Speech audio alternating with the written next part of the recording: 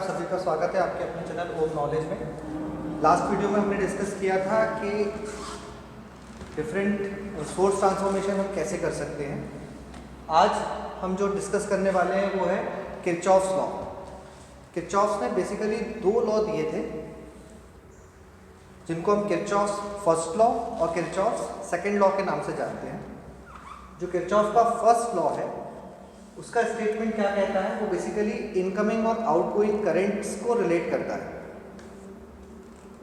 Kirchhoff का first law क्या बोलता है कि the algebraic sum of incoming currents will be equal to the algebraic sum of outgoing currents.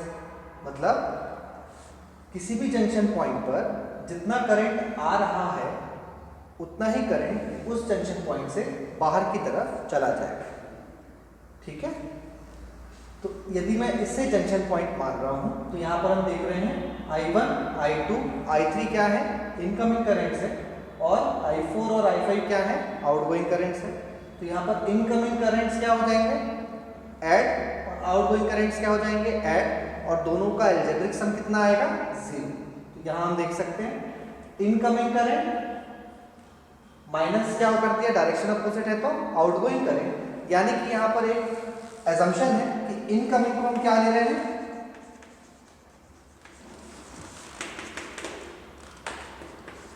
Positive ले रहे हैं, और आउटगोइंग को क्या ले रहे हैं,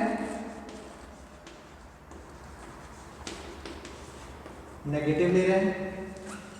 ठीक है, या ऐसा भी समझ सकते हैं कि ये पूरे इनकमिंग करंट है, that is equal to algebraic sum of outgoing current.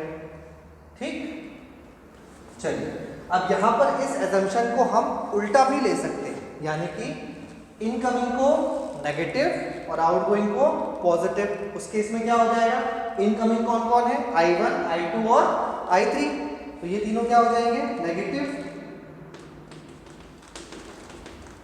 That will be equal to outgoing current, यानी कि आउटगोइंग करंट कौन है, I4 और I5 इक्वल टू। ठीक है, ये कौन है आपका किरचॉफ्स फर्स्ट लॉ, या जिसको हम बोलते हैं Kirchhoff's current law.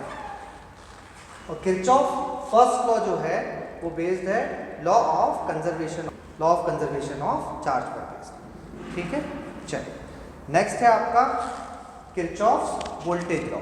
Kirchhoff voltage law क्या करता है, किसी भी क्लोज्ड लूप में ईएमएफ और वोल्टेज ड्रॉप इन दोनों के बीच में रिलेशन एस्टैब्लिश करता है।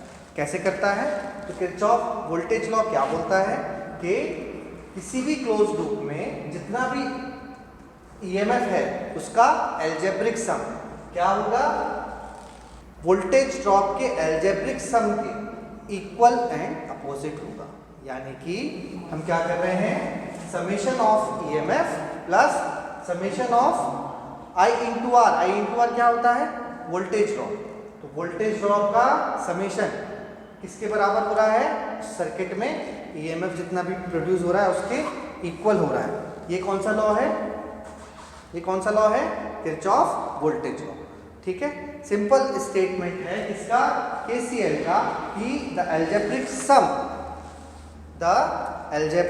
सम of all the current meeting at a point or a junction point is equal to 0। ठीक है, यहां पर हम क्या बोलेंगे, किरचॉफ वोल्टेज लॉ क्या है आपका, इन एनी क्लोज्ड सर्किट, या किसी भी क्लोज सर्किट या मैश में क्या हो रहा है, the algebraic sum of all the sources will be equal to the algebraic sum of voltage drop in the circuit. तो ये क्या हो जाएगा आपका KVL.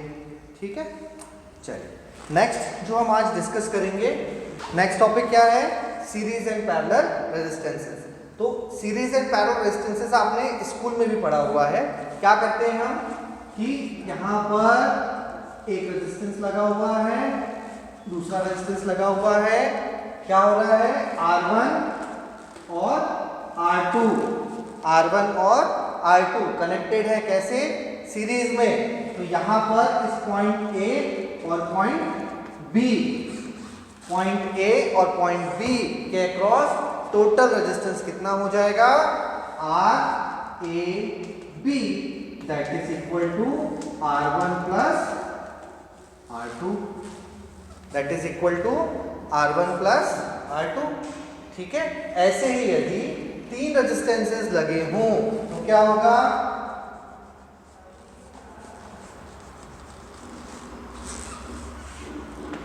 Point A R1 R2 R3 और पॉइंट बी। अब क्या हो रहा है, 3 रेजिस्टेंसेस कैसे कनेक्टेड है, सीरीज में। तो यहां पर यदि मैं R रेजिस्टेंस निकालूं पॉइंट ए और पॉइंट बी के बीच में तो क्या आएगा, R A B will be equal to R1 plus R2 plus R3। ठीक है, अब इसी को यदि हम पैरेलल कॉम्बिनेशन में डालते हैं तो पैरेलल में डालेंगे तो क्या होगा, देखें,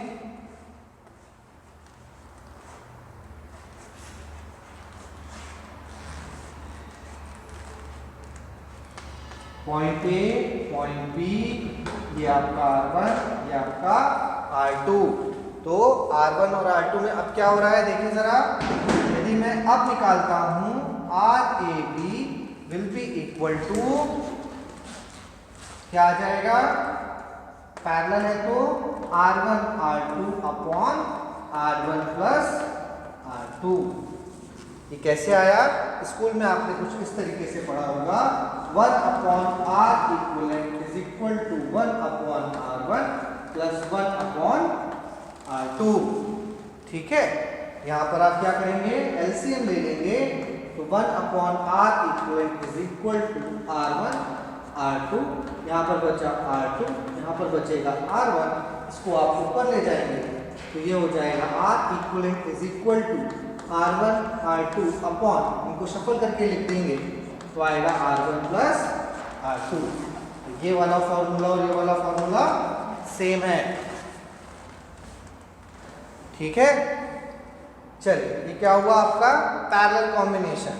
अब तो अभी हम डिस्कस कर रहे थे कि जब यहाँ पर 2 रेजिस्टेंसेस पैरेलल में लगे हों तो हम उनका पैरेलल में इक्विवेलेंट रेजिस्टेंस कैसे निकालेंगे। तो यहाँ पर क्या आया, R1 R2 upon R1 plus R2। अब हम बात कर रहे हैं कि यदि यहाँ पर 3 रेजिस्टेंसेस किस में लगे हों, पैरेलल में लगे हों, तो उनका इक्विवेलेंट हम कैसे निकालेंगे।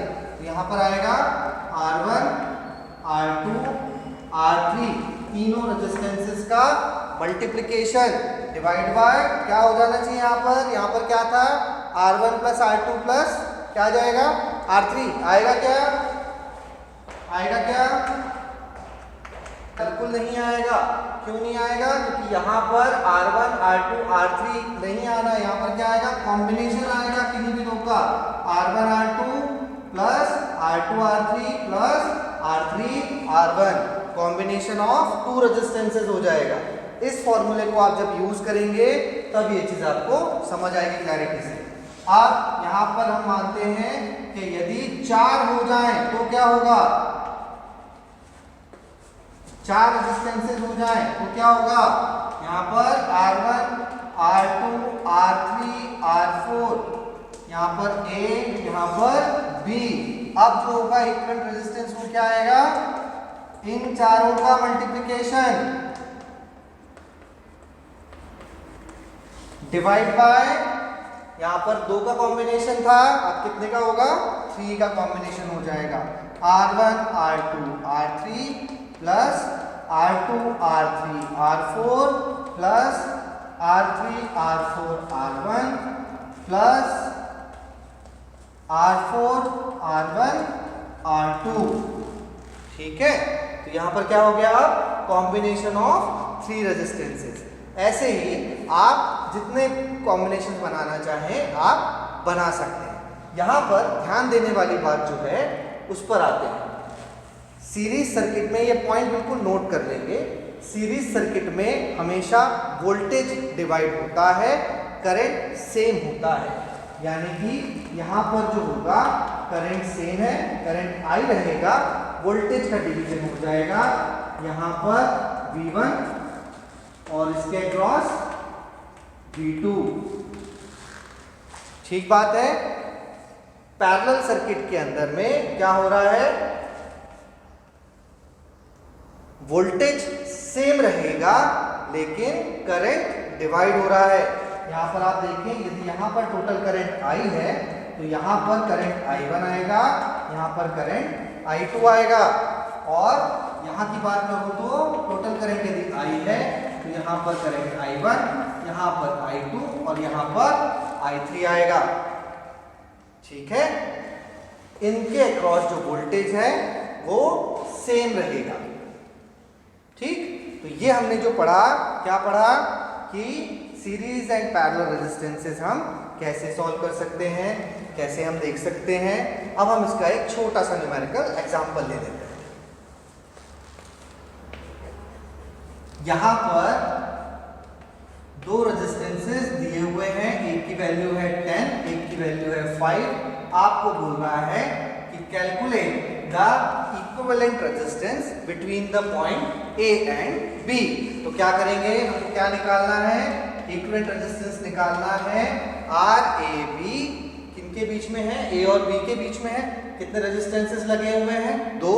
क्या हो रहा है, पैरेलल में है तो करंट क्या हो रहा है, डिवाइड हो रहा है। करंट क्या हो रहा है, स्प्लिट हो रहा है। तो पैरेलल में है तो कौन सा फॉर्मूला लगेगा, ये वाला। यहां पर क्या फॉर्मूला यूज करेंगे हम, R1 R2 upon R1 plus R2। क्या आया, 10, 5 डिवाइड बाय 10 प्लस 5 कितना आ गया, 50 अपॉन 15। कितने ओम्स। ठीक है। इसी चीज को यदि अब हम 3 के लिए ट्राई करें तो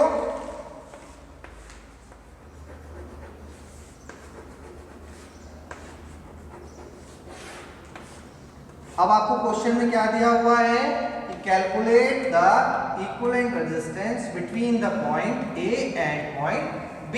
तो अब हम क्या करेंगे, ये वाला फॉर्मूला यूज करेंगे। कैसे करेंगे, तो हमने निकाला RAB equal to R1 R2 R3, तीनों रेजिस्टेंस का मल्टीप्लिकेशन। ठीक है। फिर डिवाइड बाय R1 R2 यानी कि R1 into R2, R1 into R2। यदि यहाँ पर 3 रेजिस्टेंसेस कैसे लगे हों, पैरेलल में लगे हों, तो उसके लिए हम कौन सा फॉर्मूला यूज करेंगे, ये वाला फॉर्मूला यूज करेंगे। और क्या हो रहा है, RAB is equal to R1 R2 R3 upon combination of 2 resistances. Combination of 2 resistances, तो क्या हो रहा है, R1 R2 R3 R1 R2 R3 divide by R1 R2 plus R2 R3 plus R3 R1। तो हमने इसको वैल्यूज को put किया, कितना आया हमारा आंसर, 10 अपॉन 3 इतने ओम्स। यहां पर एक ध्यान देने वाली बात और है, यदि 2 ओम वाले में 2 पैरेलल कॉम्बिनेशन वाले में यदि यहां पर दोनों रेजिस्टेंसेस की वैल्यू सेम हो, ध्यान देना, यदि यहां पर दोनों रेजिस्टेंसेस की वैल्यू सेम हो तो क्या होगा, इसको थोड़ी देर के लिए मिटा दे रहे हैं हम। यदि यहां पर दोनों रेजिस्टेंसेस की वैल्यू सेम हो तो क्या हो रहा है, क्या आएगा इसका answer, R1 R2 upon R1 plus R2 कितना आया, 100 अपॉन 20 कितना आया, 5 ओम्स। कितना आया, 5 ओम्स। कौन आया ये, R इक्विवेलेंट कितना आ गया, 5 ओम्स। अब देखना जरा, यहां पर क्या थे, 3 रेजिस्टेंसेस थे ऑफ सेम वैल्यू, तो आंसर क्या आया, 10 अपॉन 3। यहां पर क्या हुआ, 2 रेजिस्टेंसेस थे ऑफ सेम वैल्यू, आंसर क्या आया, रेजिस्टेंस अपॉन 2 यानी कि 5। यहां पर तीनों की वैल्यू सेम है तो क्या आया, 10 अपॉन 3। तो ये शॉर्ट ट्रिक है निकालने की, लेकिन ये तभी सक्सेसफुल है जब सारे रेजिस्टेंसेस की वैल्यू क्या हो, सेम हो, सिमिलर हो। यदि यहां पर किसी भी एक रेजिस्टेंस की वैल्यू अनमैच्ड है तो वहां पर ये वाली ट्रिक काम नहीं करेगी। जैसे कि यदि यहाँ पर आप इस 10 की जगह पर क्या कर दें, बीच वाले एक 10 की जगह पर यदि आप 5 यूज कर लें तो आप यहां पर ये वाली शॉर्ट ट्रिक यूज नहीं कर सकते।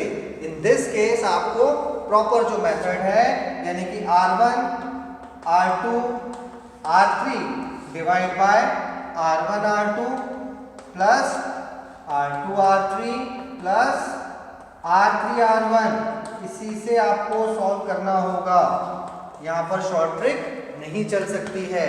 इसको सॉल्व कर लेंगे, कितना आएगा 100 इंटू 500 डिवाइड बाय 50 प्लस 100 यानी कि यहां पर आपका आंसर आएगा 500 अपॉन 200 यानी कि 5 अपॉन 2।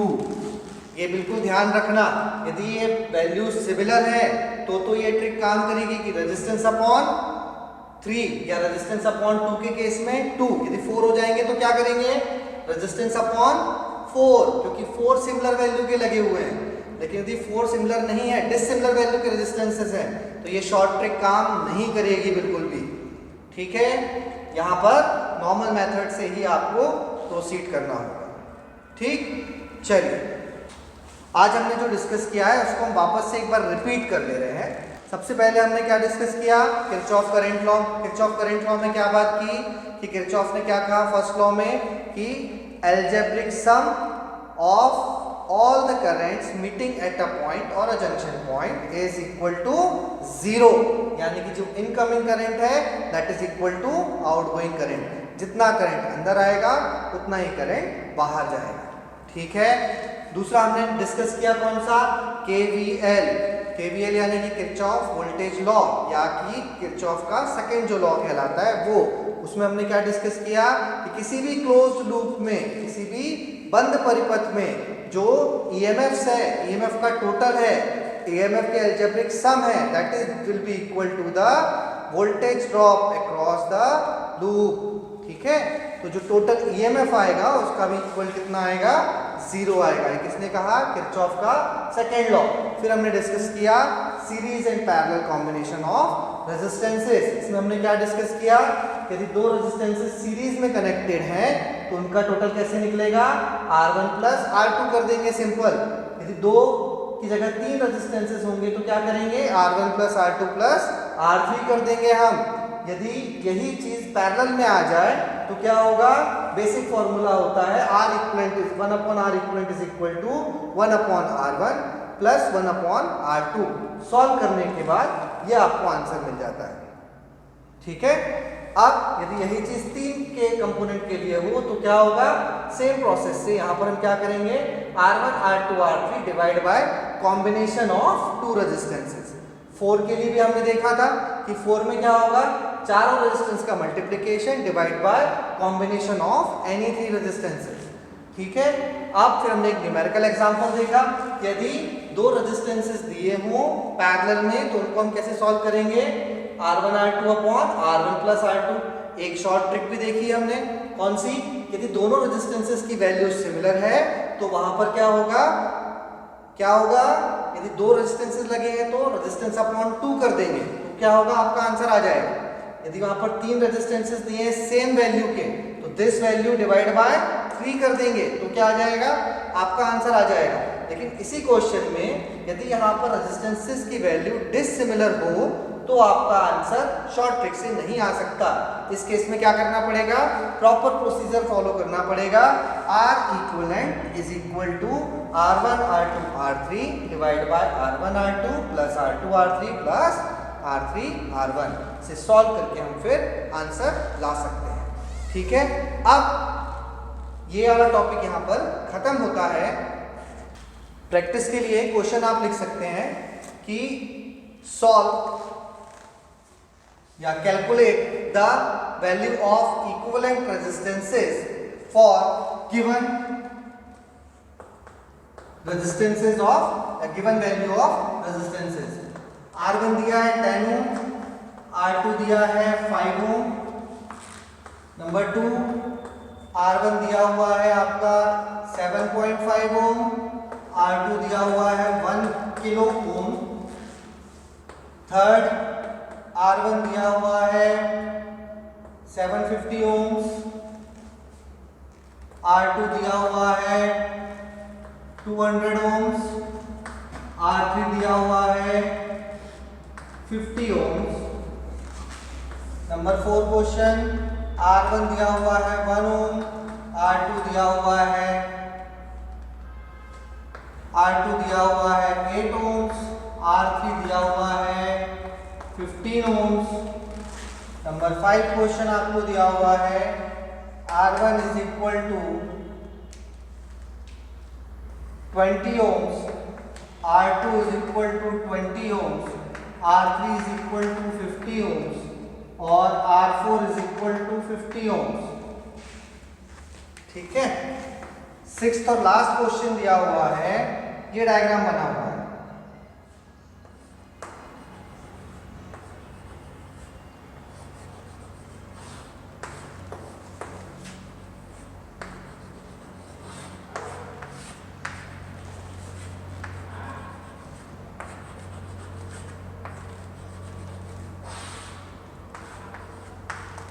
इस क्वेश्चन में 6th क्वेश्चन में आपको पॉइंट ए और बी के बीच में इक्विवेलेंट रेजिस्टेंसेस निकालना है, जबकि आपको रेजिस्टेंसेस की वैल्यू क्या दी हुई है, यहाँ पर दिया हुआ है 10, 5, 7, 2, 1, 3, 2, 4, 5। ठीक है, ये 6 न्यूमेरिकल्स की आपको प्रैक्टिस करना है। ये सारे कॉम्बिनेशन जितने भी लिखे हुए हैं सब कुछ क्या है, पैरेलल में कनेक्टेड है। सीरीज का क्वेश्चन देना तो बहुत इजी है, सिंपल ऐड करना पड़ेगा।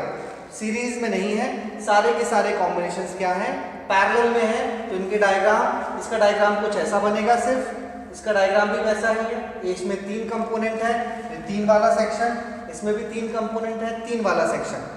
ये सारे के सारे आपको न्यूमेरिकल्स सॉल्व करके प्रैक्टिस करके रखना है। ठीक है।